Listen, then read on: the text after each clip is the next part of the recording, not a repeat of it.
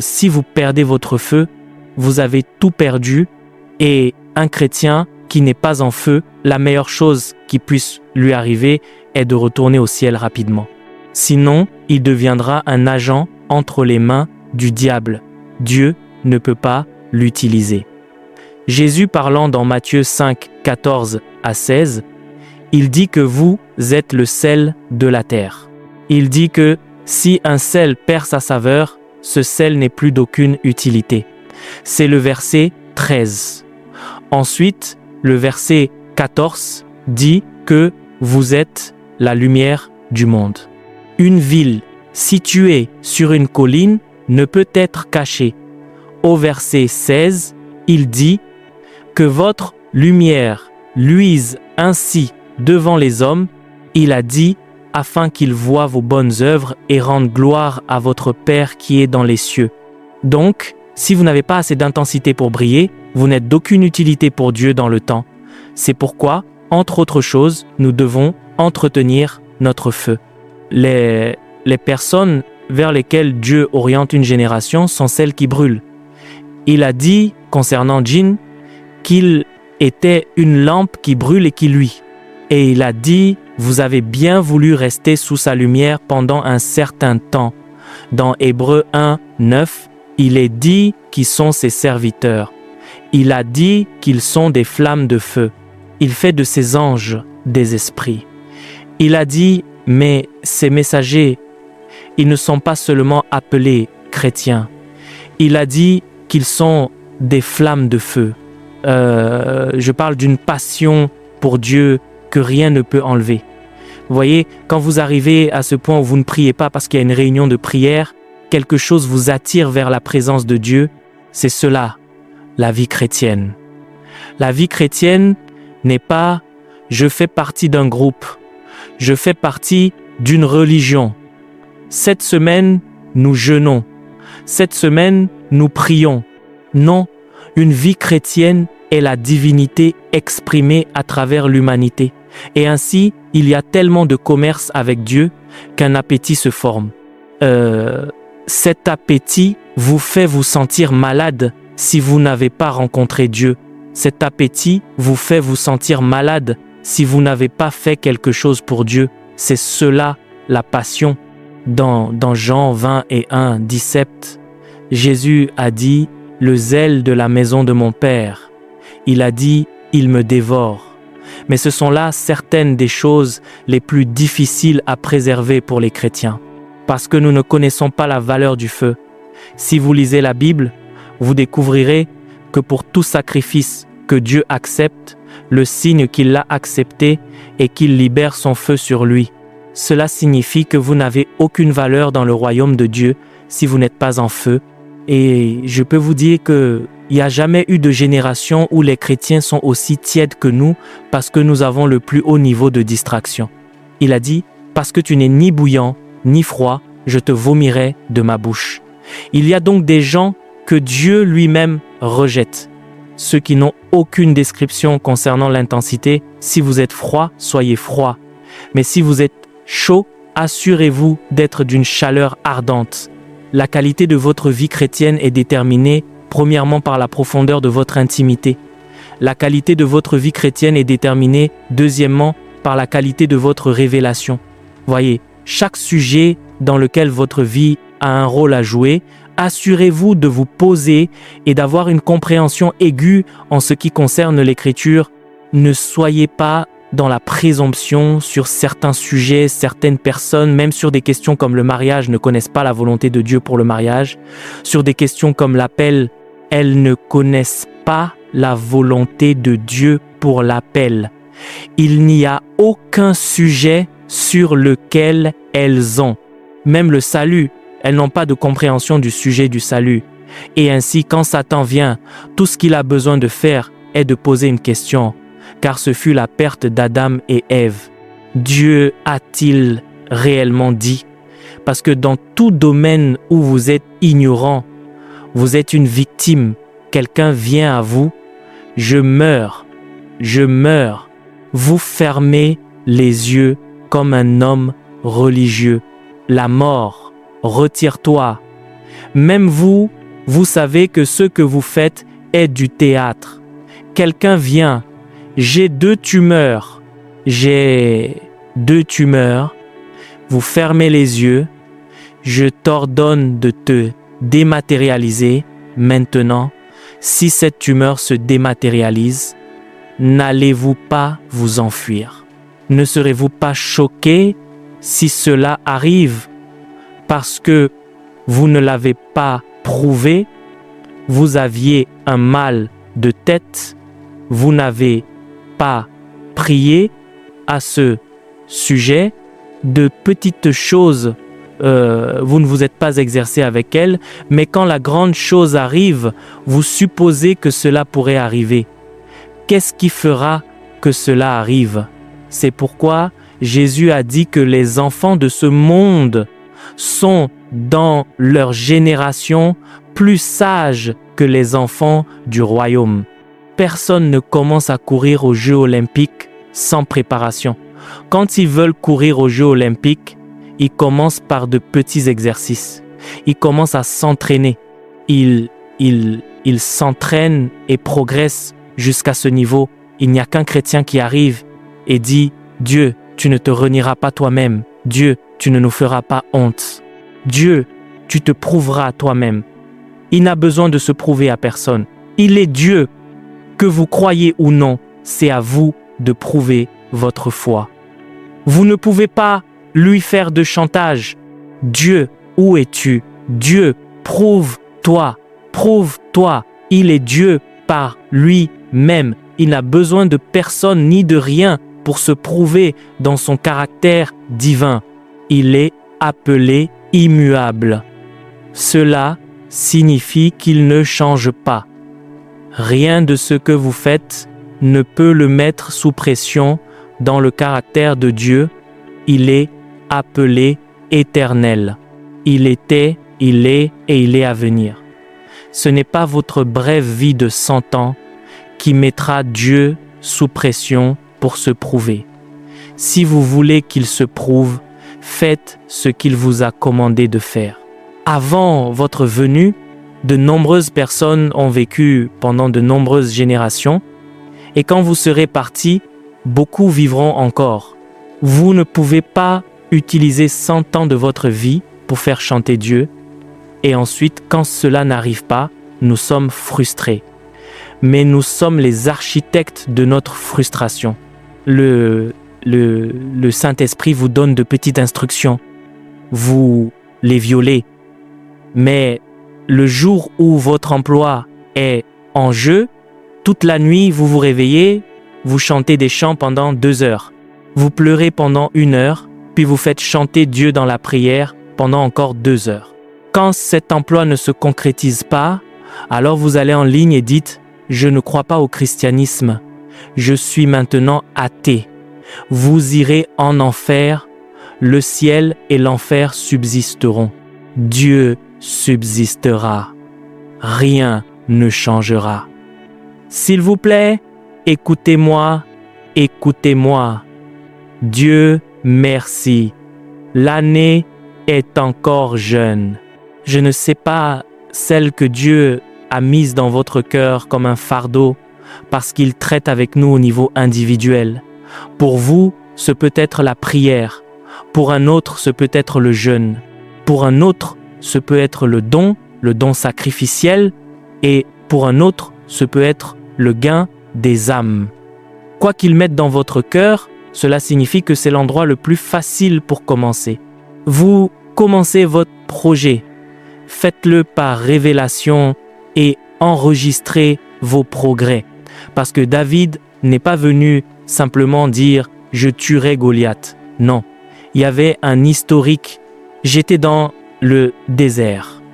Un ours est venu, a pris l'une des brebis, je l'ai abattu. Un lion est venu, je l'ai abattu.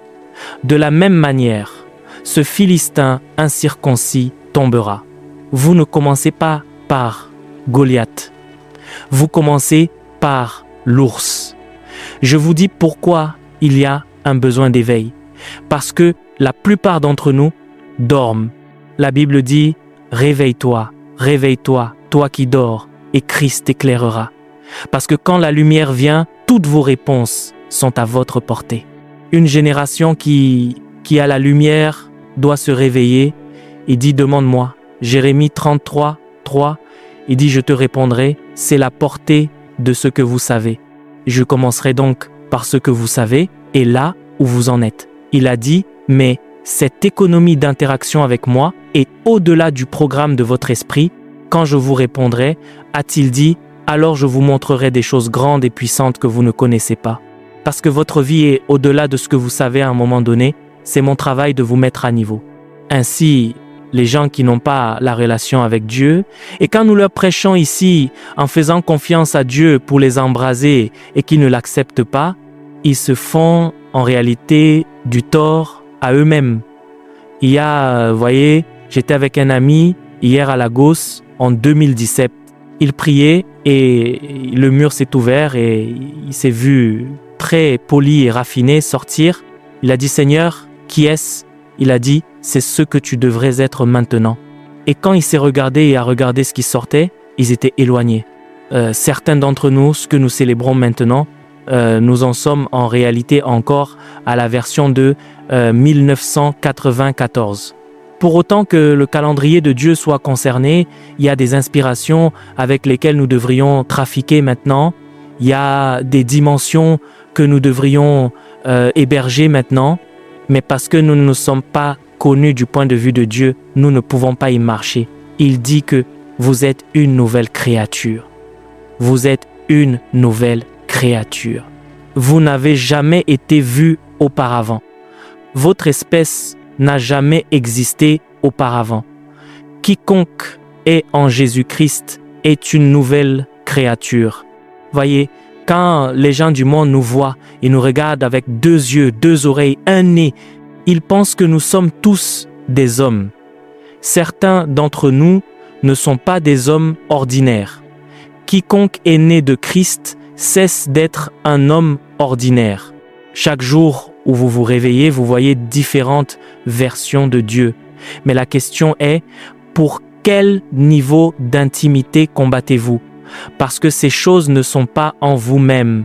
Elles sont activées en vous par votre interaction avec Dieu. Nous sommes comme la lune. Nous tirons notre lumière du soleil.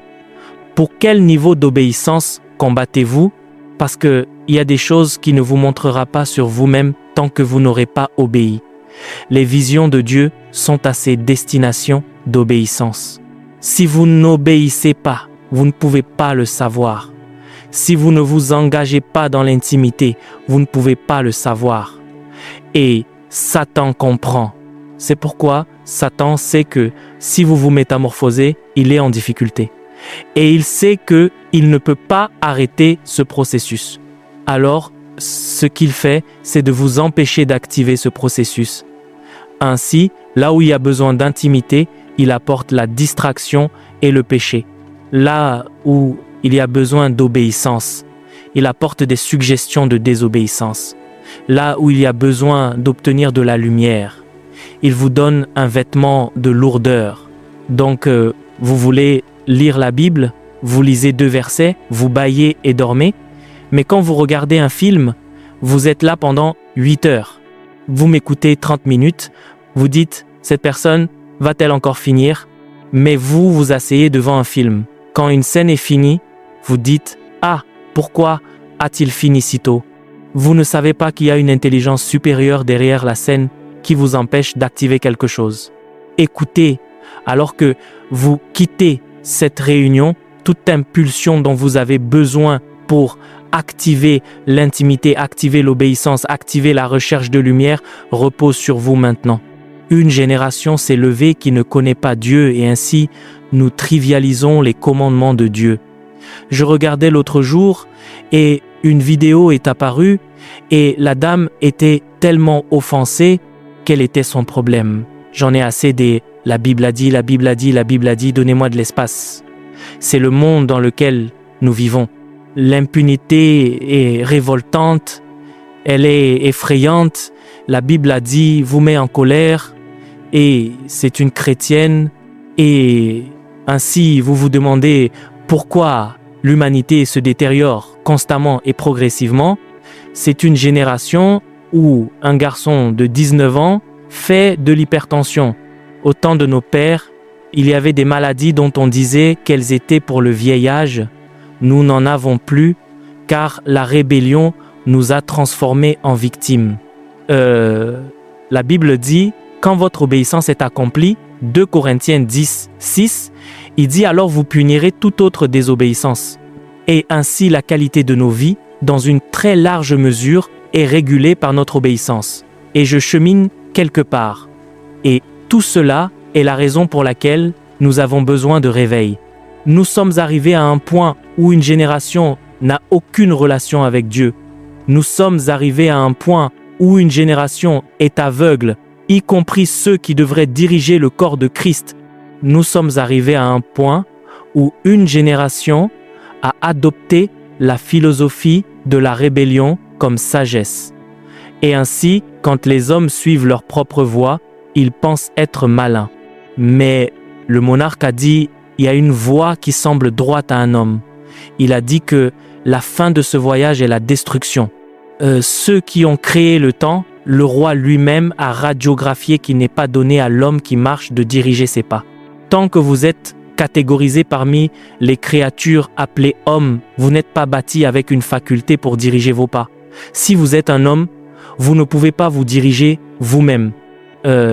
Si vous êtes un homme, la clé d'une vie triomphante est liée au fait d'être dirigé, et ainsi, le jour où la désobéissance est plantée dans votre système, la destruction a été programmée.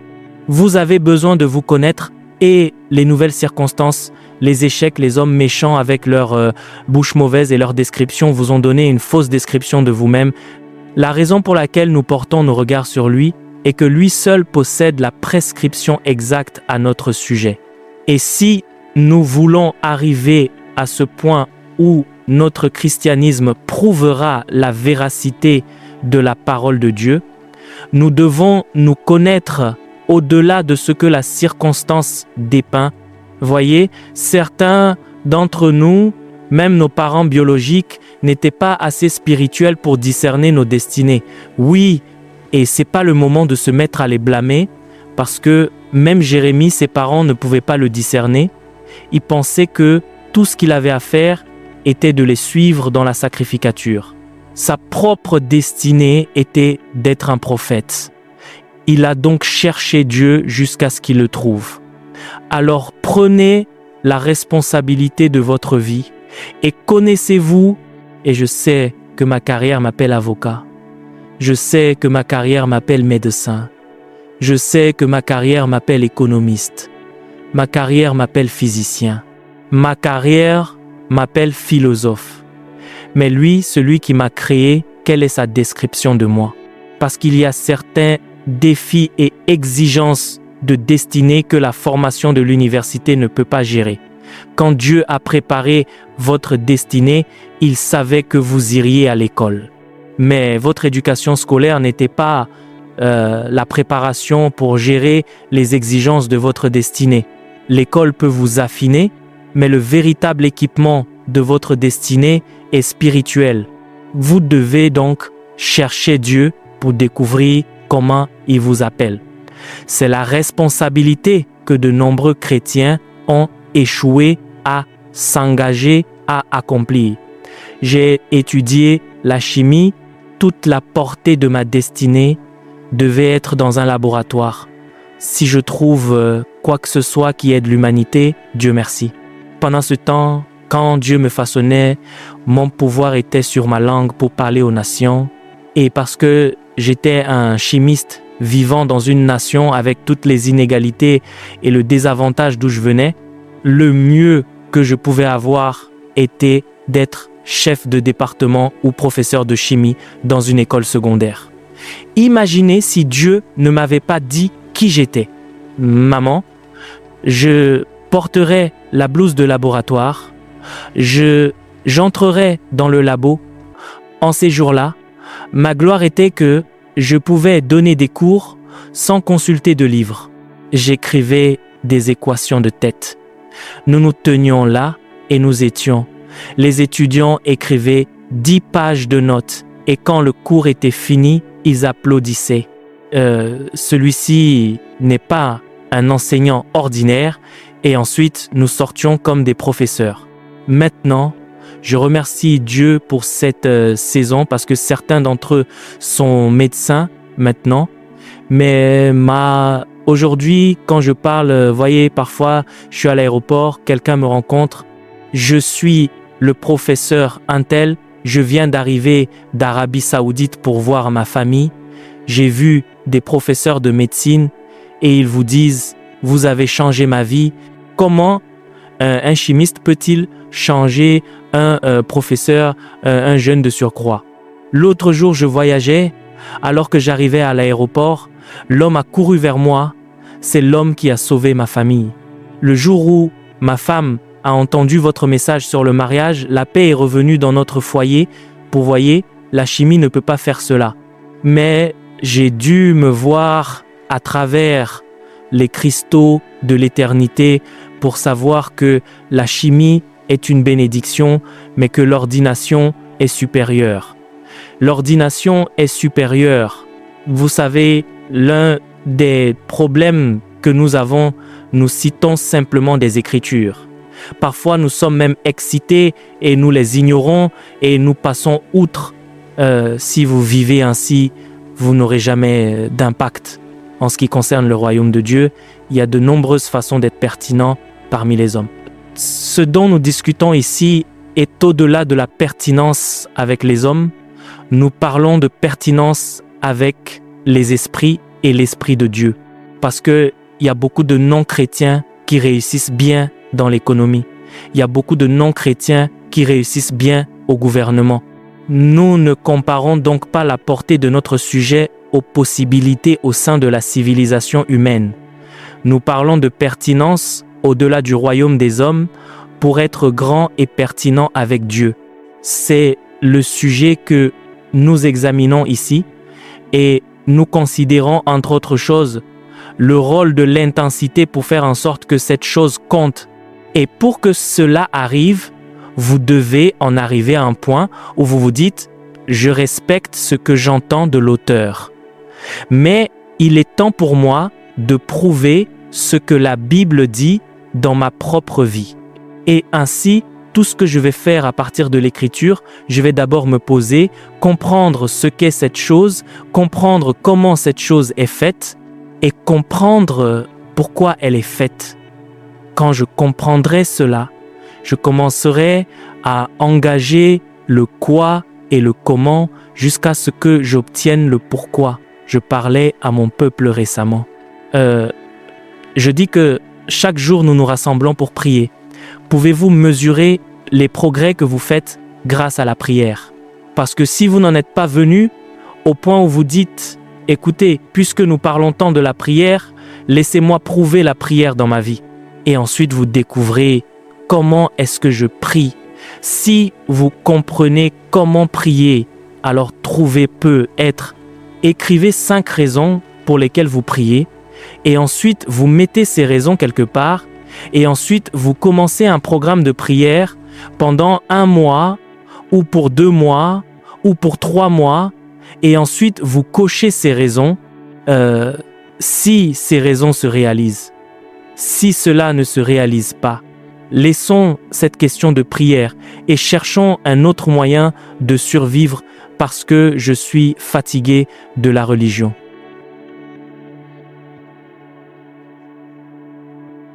Mais si cela se réalise, alors je me lierai à la prière toute ma vie.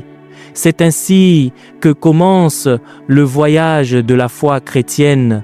Maintenant, quand je lis ma Bible, je choisirai une réalité.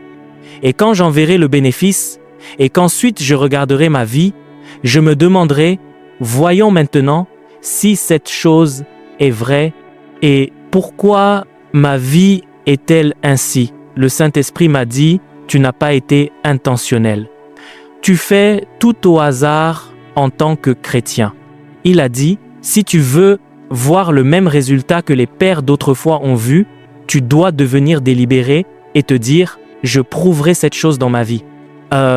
Prenez par exemple Jésus qui parlait dans Luc 18, 1. Il dit que les hommes doivent toujours prier et ne pas se relâcher. Premièrement, si vous priez, vous ne pouvez pas vous relâcher. Et ensuite, vous vérifiez maintenant votre vie. Cela signifie-t-il qu'il n'y a aucune circonstance qui puisse me terrasser? Si je prie et que ensuite vous vérifiez les 5 dernières années, n'y a-t-il rien eu qui m'ait terrassé s'il y a eu quelque chose?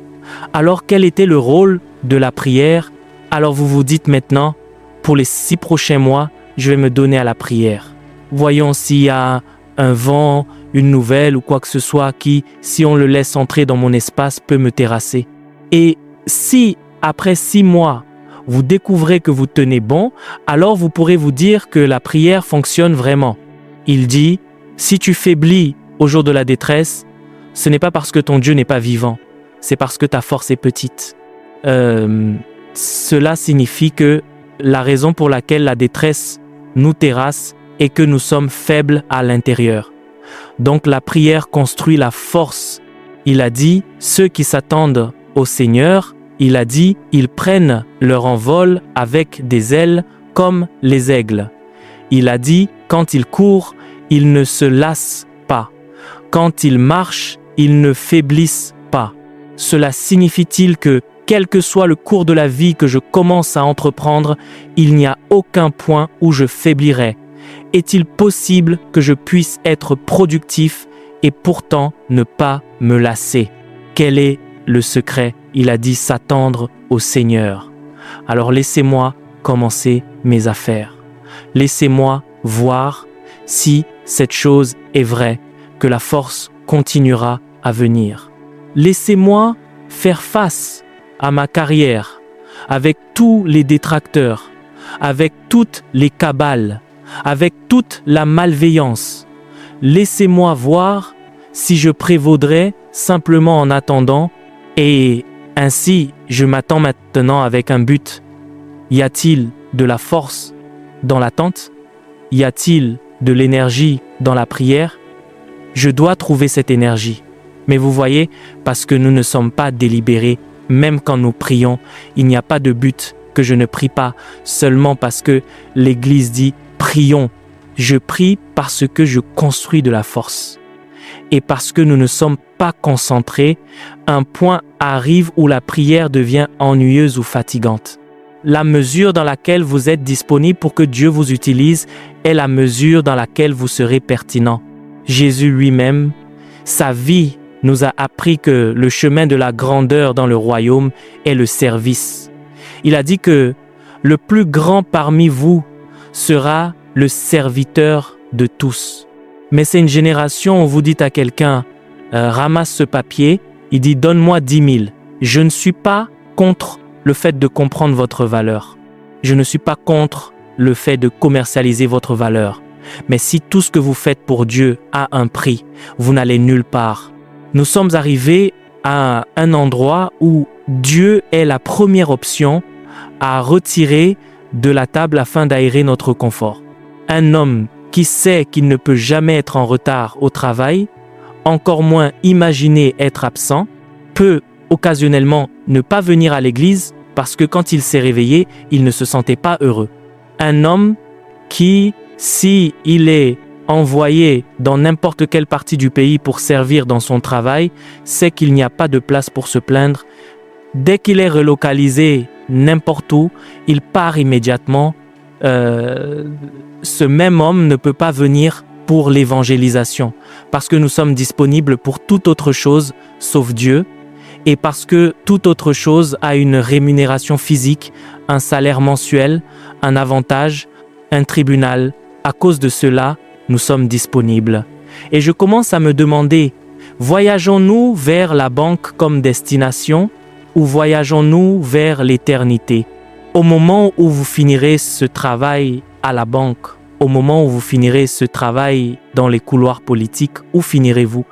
C'est comme quelqu'un qui voyage, peut être vers le Royaume-Uni et passe par un autre pays africain et peut être l'Éthiopie, puis entre dans le salon et s'y oublie parce qu'il y a un buffet.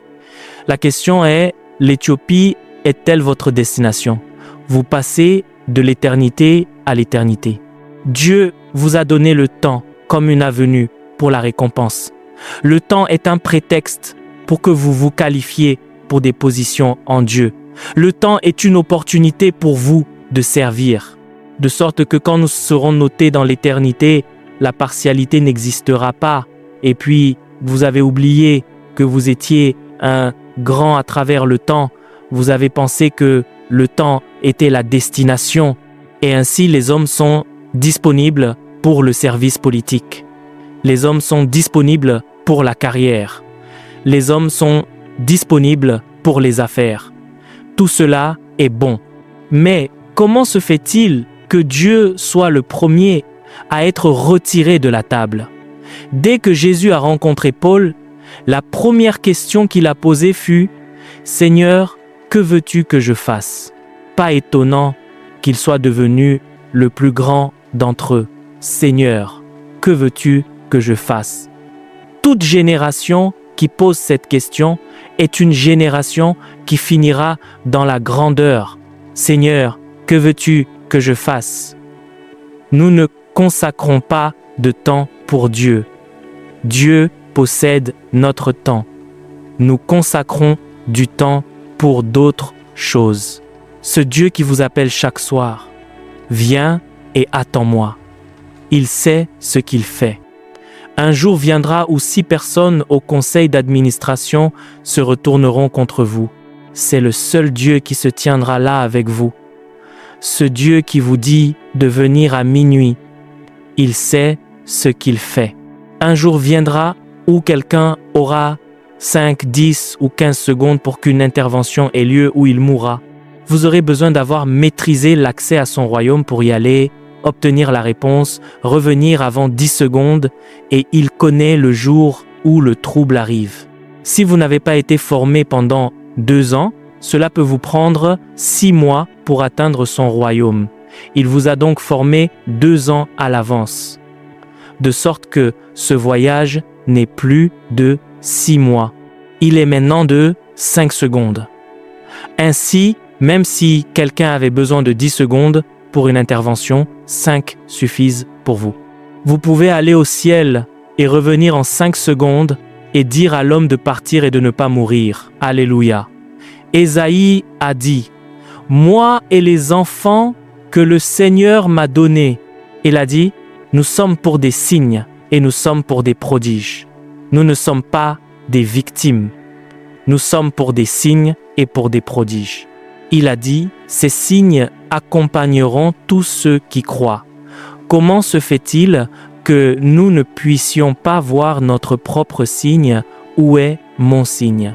Pourquoi des démons circulent-ils encore autour de moi? Pourquoi la maladie pend-elle encore aux alentours? Pourquoi l'échec est-il toujours là? Où sont mes signes?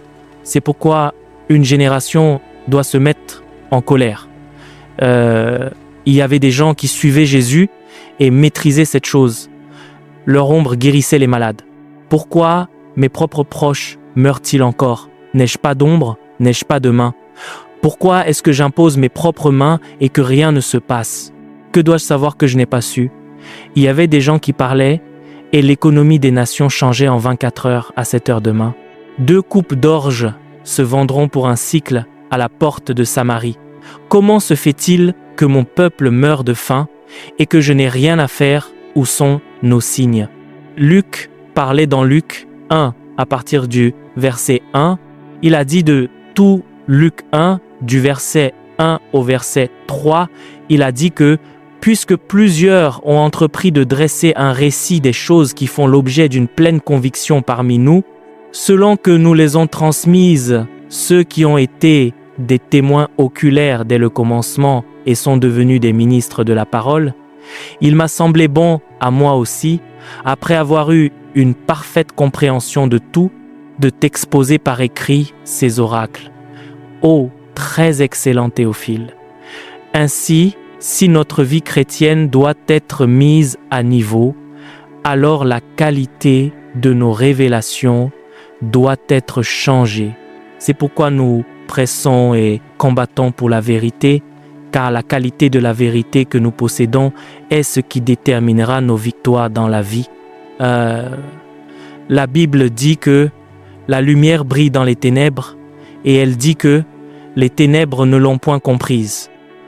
Ainsi, quand vous traversez une crise, le problème n'est pas la montagne. Le problème est votre ignorance. Parce qu'au moment où la lumière vient, chaque montagne devient un témoignage. Il n'y a aucun problème conçu pour nous subjuguer. Chaque problème est une alarme signalant qu'il y a de l'ignorance. Job parlait dans Job 29, 4. Il disait « Comme j'étais au jour de ma jeunesse, quand les secrets de Dieu étaient sur ma tente, il a dit, par sa lumière, je marchais dans les ténèbres. » Nous n'avons pas peur des ténèbres. Nous dominons les ténèbres. Mais la question est, quelle est la qualité de notre lumière? Si il n'y a pas de lumière, alors les ténèbres font un gâchis de cela. C'est pourquoi chaque chrétien doit presser pour la lumière à partir des Écritures. Personne n'est trop grand pour chercher à poursuivre et à presser pour la lumière. La révélation est le remède à toutes les afflictions humaines. Je lis la Bible et je commence à me demander et je me demande ce qui est arrivé à ces gars. Ils combattaient les Amoréens. Ils se faisaient tard. Rangez vos armes. Rentrez chez vous maintenant. Revenez demain.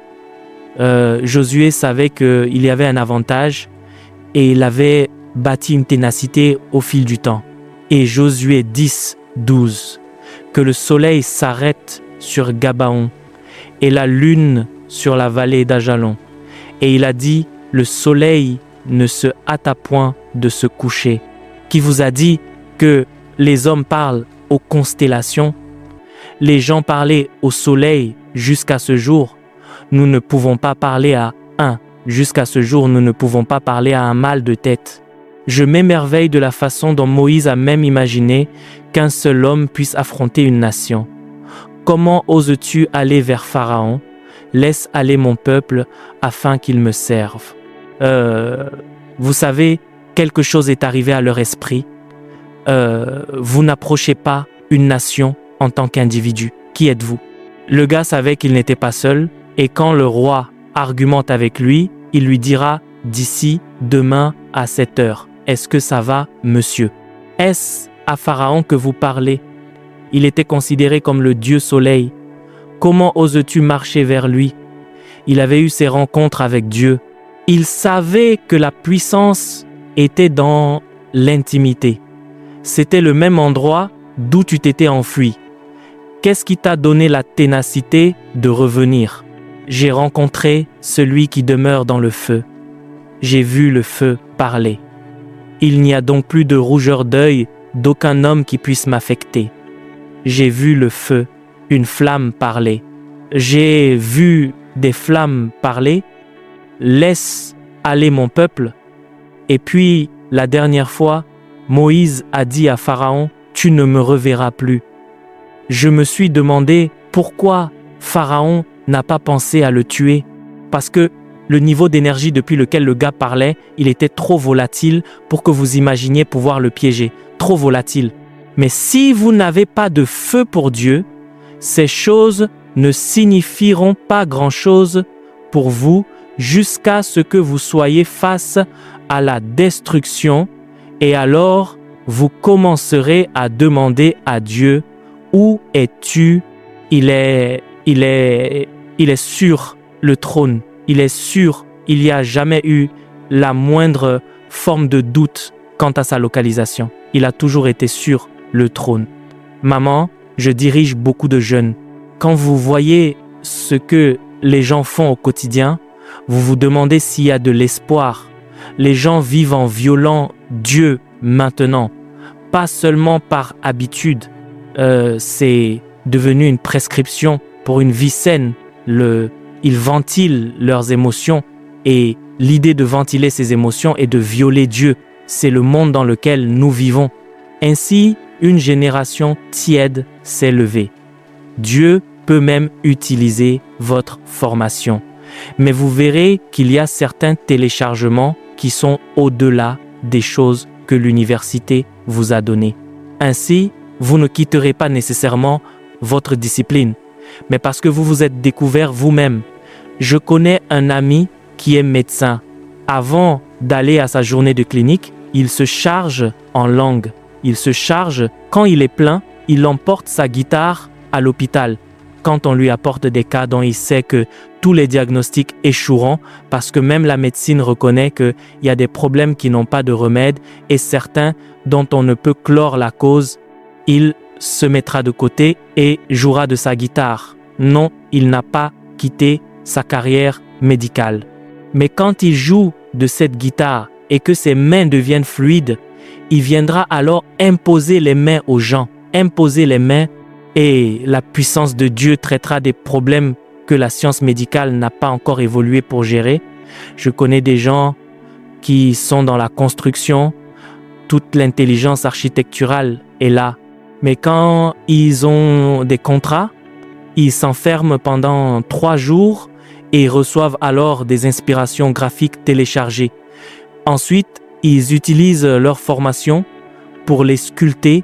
Vous devez vous connaître vous-même et vous verrez que votre vie devrait être un phénomène. Dans Ésaïe 75, il dit « Tu étais une terre délaissée ». Il a dit que personne ne passait par toi.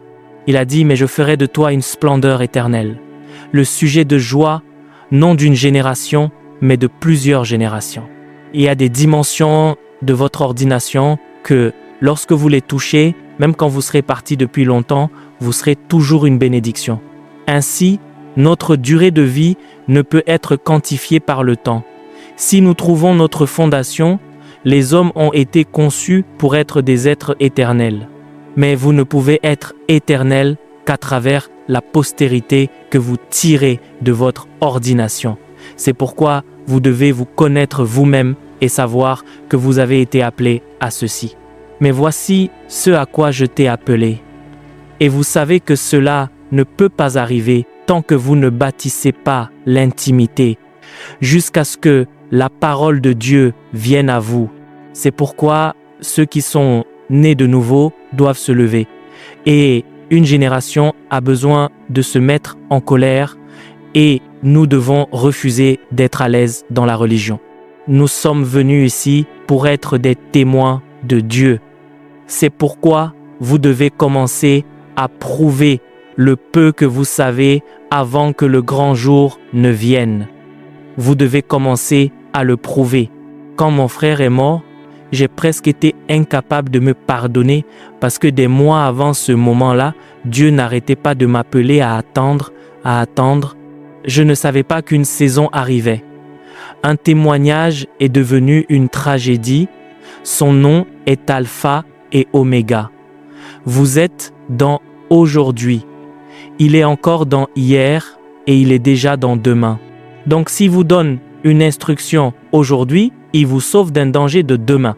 Tout ce que Dieu met dans votre cœur comme un fardeau, maintenant, assurez-vous de le garder jusqu'à ce que vous le perfectionniez.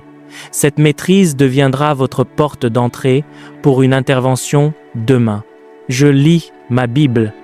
Il est dit, tout ce qu'il fait lui réussit.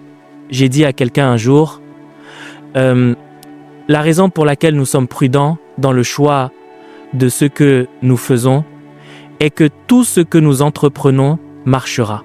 J'ai dépassé ce niveau de « Oh Seigneur, j'espère que cela va marcher. Cela doit marcher, c'est dans mon ADN. Je me suis connu à nouveau.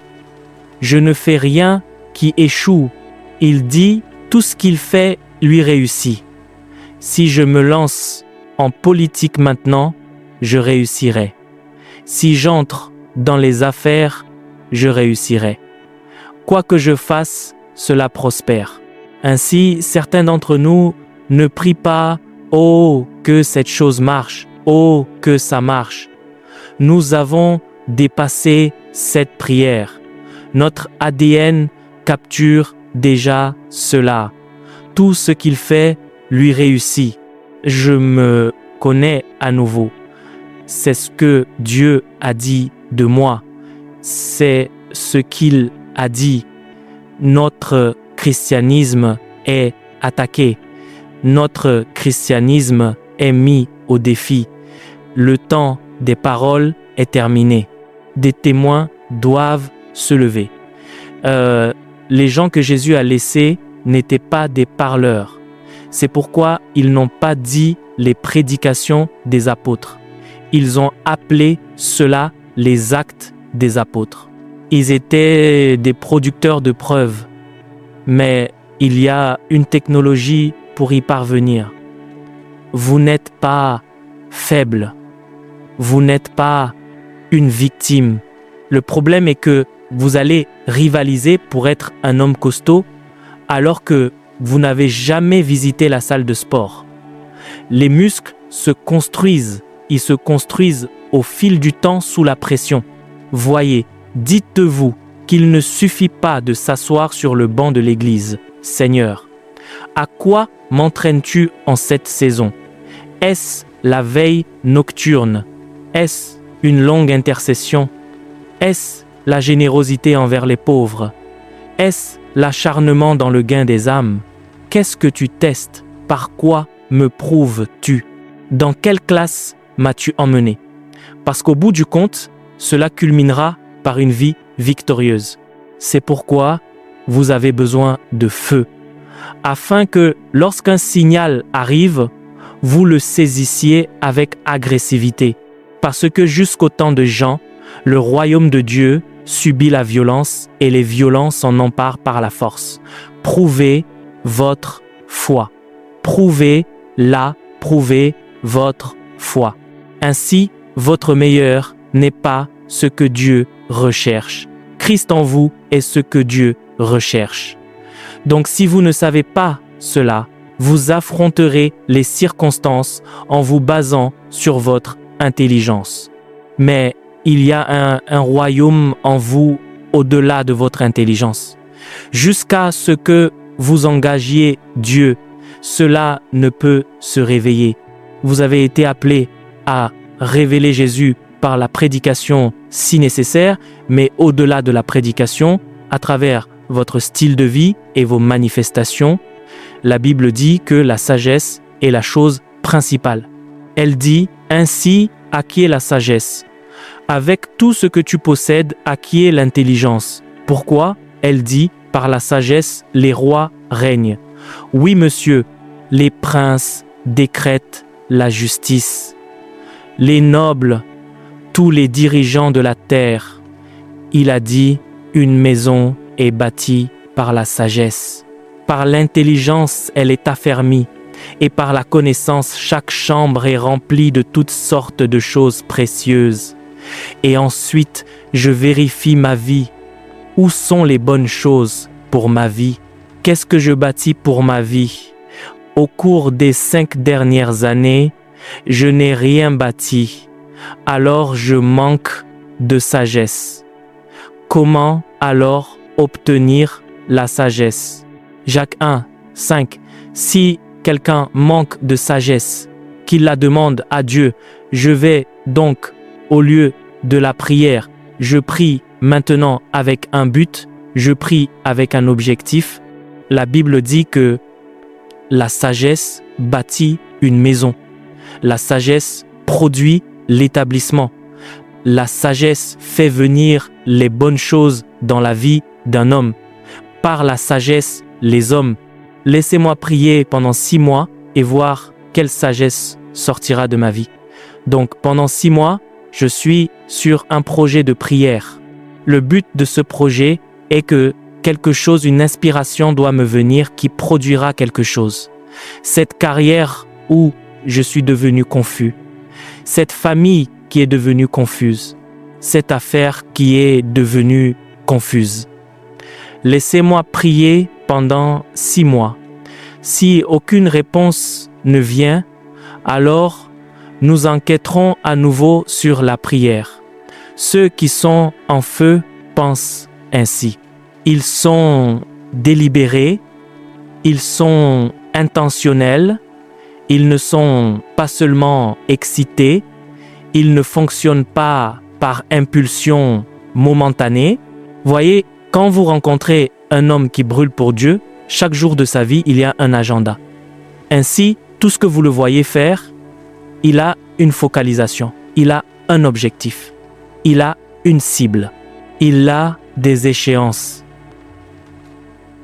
C'est pourquoi il n'a pas de temps pour les commérages. C'est pourquoi il n'a pas de temps pour les fables de vieilles femmes. C'est pourquoi il n'a pas de temps pour les endroits où tout le monde va. Il est sur un projet et ainsi vous saisissez différentes dimensions, vous lisez votre Bible. Elle dit que Salomon a sacrifié et qu'en une nuit, Dieu est apparu et lui a demandé ce qu'il voulait et Dieu lui a donné ce niveau d'influence. Qu'est-ce qui est précieux dans ma vie? Testons ce projet de sacrifice parce que si vous n'y prenez pas garde, vous ferez de la religion jusqu'à devenir pasteur et alors vous direz aux gens ce en quoi vous ne croyez pas. Et ainsi, vous et le peuple finirez dans la frustration et la confusion parce que peu importe notre discernement, parfois quand nous regardons certains traits physiques, nous supposons que vous êtes prêts. Et parce que vous êtes audacieux, vous êtes confiant, vous êtes stratégique, ils disent « Viens diriger cette unité ». Vous ne croyez en personne parce que vous ne le prouvez pas. Si cette chose du sacrifice a fonctionné pendant 6 mois, laissez-moi sacrifier et voir si cette chose est pour une génération ou si c'est la fidélité de Dieu à travers toutes les générations. Bon, vous savez pourquoi? Quand les gens remettent en question le christianisme, nous n'avons rien à dire. Même nous ne sommes pas des témoins. Et parce que nous ne sommes pas des témoins, nous pouvons facilement être trompés et en sortir. Son sacrifice fonctionne. Abraham a sacrifié. Salomon a sacrifié. Même Jésus, quand il s'est sacrifié lui-même, Dieu lui a donné un nom au-dessus de tout autre nom. Si ce sacrifice est un principe qui fonctionne, je le ferai maintenant pendant 6 mois. Je le ferai pendant 1 an. Laissez-moi voir si ma vie changera. Voyez, quand vous commencez à obtenir ce genre de résultats, le christianisme pour vous ne sera pas une religion. Le christianisme deviendra une marche dans l'esprit. Cela deviendra une stratégie divine pour des résultats divins. Le christianisme pour vous deviendra un secret qui embellit la vie d'un homme. Le poids réel de la gloire de Dieu ne repose pas sur la révélation. La révélation l'active. Le poids réel de la gloire de Dieu ne repose pas sur la consécration. La consécration l'active. Le poids réel de la gloire de Dieu repose sur le caractère, parce que même Dieu sait que c'est un risque de donner du pouvoir à un homme qui n'a pas encore été travaillé. C'est pourquoi certains d'entre nous savent tellement de choses sur beaucoup de sujets, pourtant nous n'avons pas de résultats proportionnels. Certains d'entre nous jeûnent jusqu'à présent. La réponse n'est pas venue parce que ce que nous recherchons, si cela arrive, notre orgueil non seulement nous emmènera en enfer, mais nous y conduirons 100 000 personnes ou plus. Pour certains d'entre nous, ce pourquoi nous prions, si cela arrive avec les tempéraments que nous ne savons pas gérer comme la colère, nous tuerons des gens. Certaines personnes prient, « Seigneur, donne-moi le pouvoir pour que quand je parle, cela arrive, même quand je pense. » Et Dieu se demande, quand tu penseras, la population du monde diminuera d'1 tiers en 1 semaine. Quand tu penseras, toi qui penses à la destruction de tous ceux qui t'offensent, pendant ce temps, les personnes sur lesquelles Dieu travaille pour qu'elles deviennent des apôtres, des présidents et des directeurs généraux, elles t'ont offensé, tu les as tous tués. Dieu n'aurait plus d'hommes. Donc peu importe si vous voulez jeûner pendant 200 jours sur 365, cette puissance, vous ne la verrez pas. Dieu ira chercher une personne humble et douce et la mettra sur elle. Si vous voulez que Dieu vous confie sa personne, la révélation est bonne, bâtissez-la. La consécration est bonne, bâtissez-la. Mais le caractère est trop important. Il dit « Sur qui porterai-je mes regards ?» Il a dit que c'est celui qui a le cœur contrit. Le psalmiste a dit que la personne avec un cœur contrit et un esprit brisé, ô Seigneur, tu ne peux la mépriser. La plupart d'entre nous attendent de Dieu des portes ouvertes dans nos affaires et Dieu nous regarde simplement de Dieu. Nous attendons de Dieu une percée dans notre carrière politique et Dieu nous observe. Si nous obtenons cette position, toute la nation est en difficulté. Donc avant que Dieu ne réponde à notre prière, la nation nous a déjà rayés de la liste de ceux qui devraient être exaucés. J'en suis venu à comprendre que l'une des plus grandes assurances pour sécuriser les bénédictions de Dieu est de bâtir le caractère et la somme du caractère divin et l'amour. Parce que dans l'amour, il y a la douceur, il y a la gentilité, il y a la patience, il y a la longanimité, il y a la tempérance. Tous les attributs de l'Esprit de Dieu sont portés au crédit de son amour. Ainsi, quand vous grandissez dans l'amour, même votre influence, vous serez choqué de la façon dont elle commence à croître. Elle commence à croître. Elle commence à croître parce que la puissance ne résout aucun problème. Oui, monsieur, c'est qui nous sommes qui résout le problème. C'est pourquoi, dans ce pays, nous avons assez de puissance pour résoudre tous nos problèmes. Pas un seul n'a été résolu. Parce que vous donnez la puissance à un homme cupide, un homme corrompu, il la canalise vers autre chose. C'est le vase qui résout le problème, pas la puissance. De la même manière que l'électricité circule ici, si nous ne la canalisons pas pour produire du son, nous aurons de l'électricité et nous serons en train de crier ici. Si nous ne la canalisons pas vers les climatiseurs pour traiter la chaleur, nous aurons de l'électricité et nous aurons chaud. Donc, la puissance elle-même n'est pas la réponse. C'est lui qui manipule la puissance qui détermine la réponse. Donc, quand nous prions pour la puissance, Dieu prie pour nous. À quel degré êtes-vous transformé? La puissance est l'arme, mais celui qui la manipule est ma préoccupation. N'avez-vous pas remarqué que vous conduisez et voyez un policier avec une arme? Vous n'avez pas peur. Vous voyez un militaire avec une arme. Vous ne tremblez pas. Mais au moment où vous voyez quelqu'un avec une arme qui ne porte pas d'uniforme, à minuit vous conduisez, dès que vous voyez la sirène, l'uniforme du soldat, vous êtes d'accord. Mais même en plein jour, si vous voyez quelqu'un sortir une arme, vous vous méfiez. La personne ne ressemble pas à un agent de sécurité. Par les miséricordes de Dieu, le caractère que nous devons cultiver pour que Dieu puisse nous confier tout ce qu'il est, que ce caractère soit formé par l'Esprit.